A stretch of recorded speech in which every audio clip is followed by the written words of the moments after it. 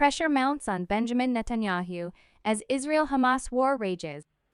According to opinion polls showing a large majority blaming Benjamin Netanyahu, underpinned by images of cabinet ministers being abused in public when they step out of their official cars.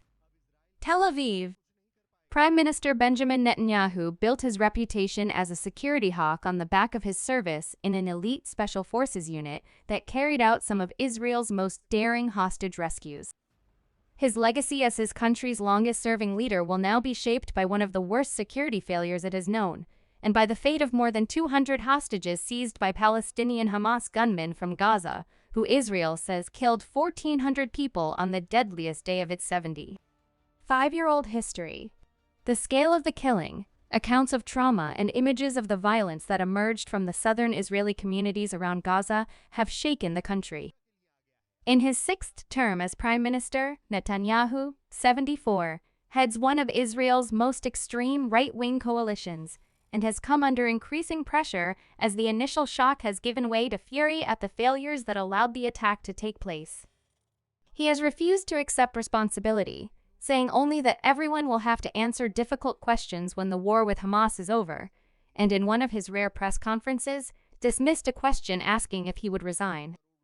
But the mood of the country has turned, according to opinion polls showing a large majority blaming him, underpinned by images of cabinet ministers being abused in public when they step out of their official cars. An Oct. 1819 Ma'ariv newspaper poll showed former Defense Minister Benny Gantz, an opposition centrist party head in a newly formed unity government, was favored for prime minister by 48% of respondents, compared with only 28% for Netanyahu. Netanyahu is going to go.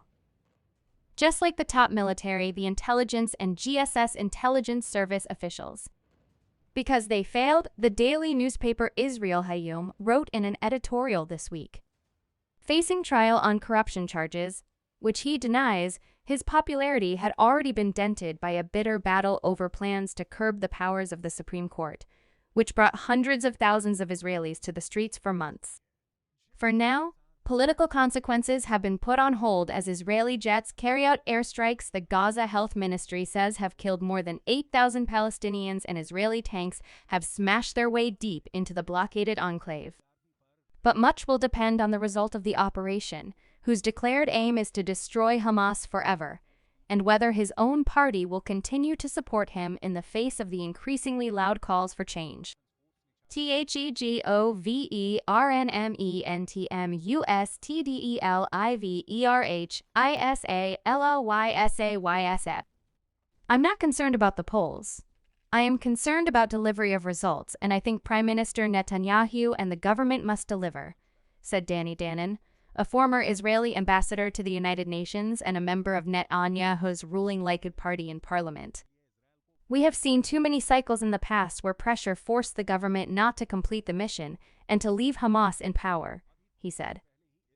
If the government will not deliver what it promised, which is the eradication of Hamas, I am sure it will not be accepted, not by the public and not by the political system.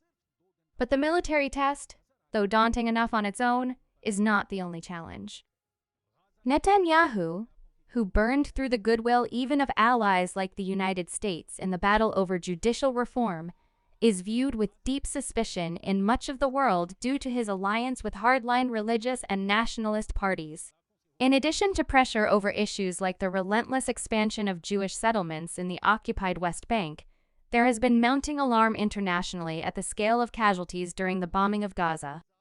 The economy, squeezed by the uncertainty over the judicial overhaul process, which was strongly opposed by most of the business community, has been further hit, with businesses in sectors ranging from construction to food services reporting sharp drops in revenue. Netanyahu, normally a smooth and assured figure, has appeared increasingly erratic, notably in an incident this week in which he sent out a late-night tweet blaming his intelligence chiefs for failing to warn him of the Oct. 7 attack. The tweet was deleted the following morning, and Netanyahu issued an apology, but the damage was done and there was a firestorm of criticism from the press and across the political spectrum. Listen to the latest songs, only on JioSavan. Come! He is a man who is unfit to serve as prime minister.